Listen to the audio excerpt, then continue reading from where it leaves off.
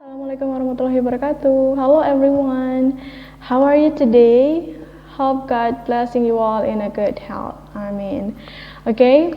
Hari ini kita berada di pertemuan ketiga. Kemarin kita sudah bahas tentang offering, asking, declining, accepting. Nah, sekarang kita punya a new materials called it job application letter, atau kita punya materi baru yang bernama surat lamaran pekerjaan. Nah, kalau untuk surat lamaran pekerjaan di Indonesia, kalian pasti sudah pernah melihat ya. Dan kalau untuk dalam bahasa Inggris gimana ya? Nah, kalau misalkan belum pernah melihat, nanti bisa cek di Google ya. Tapi sekarang kita amati terlebih dahulu. Yang pertama, kalian biasanya untuk mencari pekerjaan itu di mana? Kalau sekarang bisa di internet ya. Kalau dulu tuh masih harus di koran, informasi dari teman. Tapi sekarang sudah berjibun atau sudah banyak sekali flyer-flyer loker. Terus juga di internet ada job street. Terus banyak lah ya. Sudah bisa kalian jumpai loker-loker, informasi loker yang ada di Indonesia atau di daerah kalian. Oke. Terus surat lamaran pekerjaan itu apa sih sebenarnya? Surat lamaran pekerjaan itu sebenarnya surat yang diperuntukkan untuk melamar pekerjaan di suatu perusahaan atau instansi ya. Nah, kalian biasanya di situ mempromosikan diri kalian agar bisa perekrut tertarik dengan Anda, dan sehingga Anda itu bisa direkrut di perusahaan tersebut gitu ya. Sederhananya seperti itu.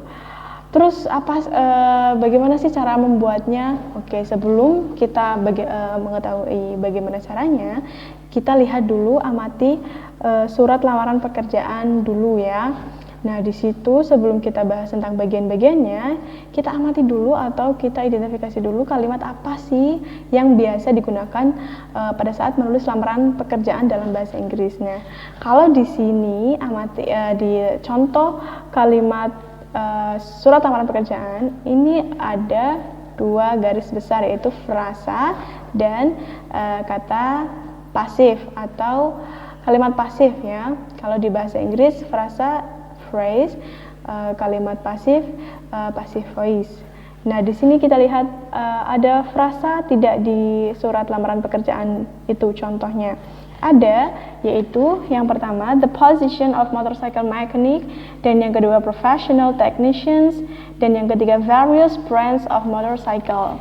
Dan passive voice-nya ada juga di situ, I can be reached by phone or email. Nah, sebenarnya apa sih frasa dan passive voice itu? Nah, kalau pengen tahu, kita lanjutkan ke slide berikutnya.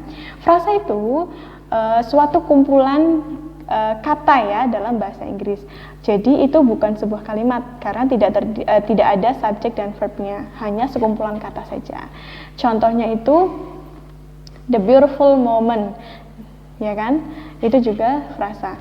Nah, frasa itu bisa dibagi menjadi 2, yaitu pre-modifier dan post modifier. Nah, kalau kita mengenal frasa, berarti kita harus mengenal adanya head sama modifier. Nah, head itu maksudnya kata utamanya apa, modifier itu modifikasinya, ya kan? Kayak misalkan contoh di sini ada contoh beautiful city. Nah, beautiful cities, headnya mana? Headnya itu city, ya kan?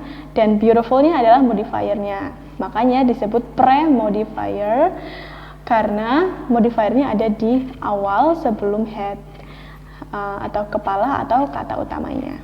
Terus kalau post modifier berarti modifiernya ada setelah headnya. Contohnya ada work head, study style, dan lain-lainnya ya.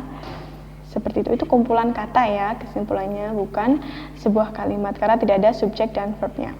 Terus untuk passive voice atau kalimat pasif, gampang ya, kalau di bahasa Indonesia sama, hampir mirip. Yang tadinya aktif dengan menggunakan imbuhan tapi sekarang di imbuhan di ya.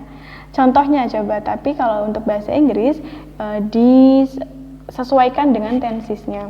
Contohnya, yang pertama, tenses simple present itu menggunakan keep.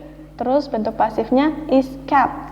Ada to be dan menggunakan kata kerja bentuk ketiga atau past participle. Contohnya, kalimat aktifnya I keep the butter in the fridge. Kalau dipasifkan, the butter is kept in the fridge. Di bahasa Indonesia kan, saya menyimpan mentega di kulkas. Nah, kalau pasifnya, mentega itu disimpan di dalam kulkas. Gitu ya. Untuk is, kenapa is? Karena itu merupakan simple present ya. Terus yang lainnya itu disesuaikan dengan present tensesnya. Present continuous berarti to be dengan ing, harus ada being-nya. Ada being lalu pasti menggunakan kata kerja bentuk participle. Dan selanjutnya disesuaikan saja seperti tenses-tensesnya. Terus nah, ini penilaiannya di sini ada soal 10, 5 untuk frasa atau phrase, dan 5 untuk passive voice. Nanti langsung dikerjakan dan difotokan kirim ke WA Ibu ya. Jangan lupa untuk langsung dikerjakan hari ini juga. Bye. Untuk pertemuan ketiga saya akhiri dulu. Wassalamualaikum warahmatullahi wabarakatuh. See you in the next meeting.